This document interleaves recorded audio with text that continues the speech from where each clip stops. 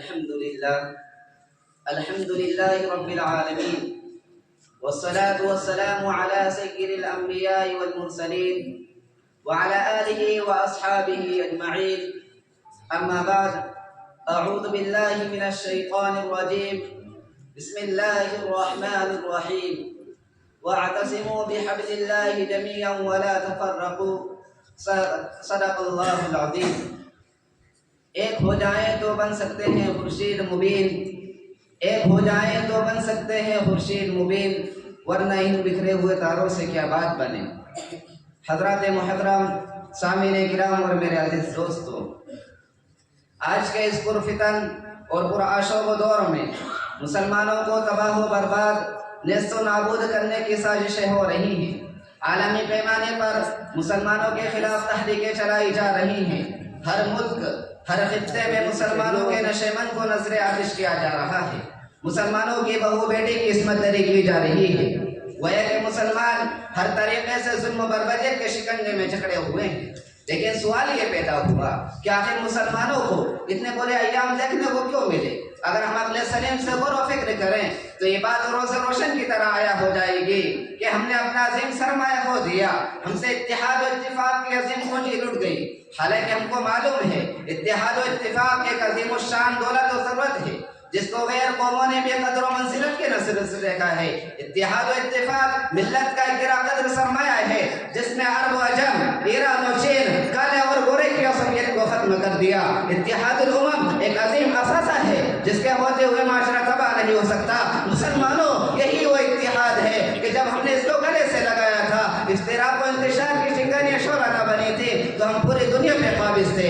ہمارا ہلال پرچم بم عروج پر تھا. مشرق تا مغرب، شمال تا جنوب ہماری حکمرانی تھی. صحرا و بیضا ہمارے زیر مملکت تھے. دریا و سمندر ہمارے زیر نگی تھے. چرند پرند ہمارے تابع تھے. ہماری شان و شوکت قابل صد افتخار تھی. ہماری عظمت و رفت قابل مبارکباد تھی. کفار و مشرکین ہمارے تذکرے سن کر لرزہ بر اندام ہو جایا کرتے تھے.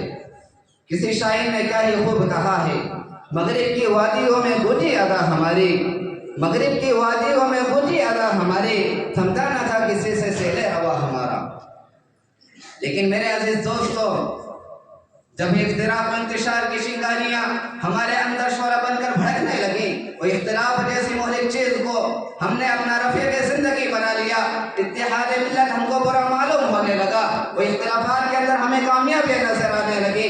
عداوت و تشارجات کو ہم نے گلے سے لگایا تو ہمارا معاشرہ فتن و فساد سے دوچار ہونے لگا. مسائل و عالم کی گھٹا تو تاریکیاں ہماری راہ میں حائل ہونے لگی. ہمارا عزم و استقلال ختم ہوتا چلا گیا. کفار و مشرکین کے دلوں سے ہمارا روب و دبدبہ نکلتا گیا. کفار و مشرکین ہمیں ذلت بھری نظروں سے دیکھنے لگے. ہمیں قتل کرنے کے منصوبے بنائے جانے لگے. ہمارے مدارس و مساجد پہ پابندیاں عائد ہونے لگی. کفر و معاند کی آلیاں ہمارے خلاف چلنے لگی. ہماری عزت و ناموری ذلت و خواری میں بدلنے لگی. ہمارا عروج زوال میں تبدیل ہونے لگا. ہم خار مذلت کے گار میں گر گئے. ذلت و رسوائی، ہلاکت و نکبت ہمارا مخدر بن کر رہ گئی. جبکہ تردیش دورہ نے ہمیں بیدار کیا تھا، زمانہ انقلاب نے ہمیں آواز دی تھی، حالات وقت نے ہمیں کمر بستہ ہونے کو کہا تھا، فلسطین کے قتل و غارت گری نے ہمیں متحد ہونے کو کہا تھا، گجرات کے جلتے دن رات نے ہمیں مسلح ہونے کو کہا تھا. پوری دنیا میں قوم مسلم کی تباہی ہمارے کانوں کو دستک دے رہی تھی اور قوم کے افتراق و انتشار نے ہماری بے حسی پر ماتم کیا تھا اور پوری دنیا میں یہ آواز گونج رہی تھی کہ اٹھ کے اب میں جہاں کا اور ہی انداز ہے، اٹھ کے اب میں جہاں کا اور ہی انداز ہے، مشرق و مغرب میں تیرے دور کا آغاز ہے.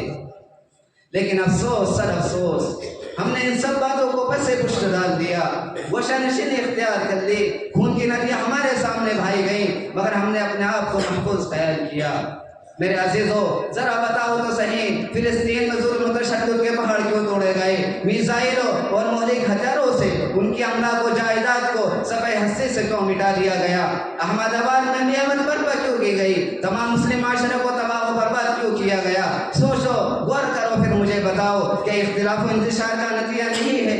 کہ باہمی تنازع کا ثمرہ نہیں ہے؟ کہ یہ اتحاد و اتفاق سے دوری کی نحوست نہیں ہے کہ یہ خداوند قدوس کے فرمان کو فراموش کرنے کا نتیجہ نہیں ہے۔ وَلَا تَنَازَعُوا فَتَفْشَلُوا وَتَذْهَبَ رِيحُكُمْ کہ آپس میں مت جھگڑو ورنہ کم ہمت ہو جاؤ گے، تمہاری ہوا خیزی ہو جائے گی، مخالفین کے قلوب سے تمہارا رعب و دبدبہ نکل جائے گا، تم ذاتی طور پر کمزور ہو جاؤ گے، تم بزدل بن جاؤ گے، تمہارا نام و نشان دنیا سے مٹ جائے گا۔ علامہ اقبال نے کیا ہی خوب کہا ہے، نہ سمجھو گے تو مٹ جاؤ گے ہندی مسلمانوں، نہ سمجھو گے تو مٹ جاؤ گے ہندی مسلمانوں، تمہاری داستان تک بھی نہ ہوگی داستانوں میں۔ اے ملت اسلامیہ کے نوجوانوں، آج بھی نفرت و تنازعات کی خلیج کو دور کیا جا سکتا ہے، عداوت و تشادرات کی دیوار کو منہدم کیا جا سکتا ہے، آج بھی باہمی الفت و محبت پیدا کی جا سکتی ہے، آج بھی قومی تفاخر منوتو کے امتیاز کو ختم کیا جا سکتا ہے، لیکن شرط یہ ہے کہ ہم قرآن کی لذات کو سننے والے ہو جائیں اور احکام نبوی صلی اللہ علیہ وسلم پر عمل پیرا ہو جائیں۔ میرے عزیزو، اس بات کو ذہن نشین کر لیجئے، جس قوم و ملت نے بھی باہمی اتحاد و اتفاق اور یکجہتی کو اختیار کیا، گلے ملنے اور بھائی بھائی بننے کو پسند کیا، وہ ہمیشہ فوز و فلاح کے بلند بالا مقام پر نظر آئے۔ فتح و سفر نے ان کی قدم بوسی کی اور وہ کائنات کے چپے چپے ذرے ذرے پر چاند کی طرح چمکے اور سورج کی طرح روشن نظر آئے۔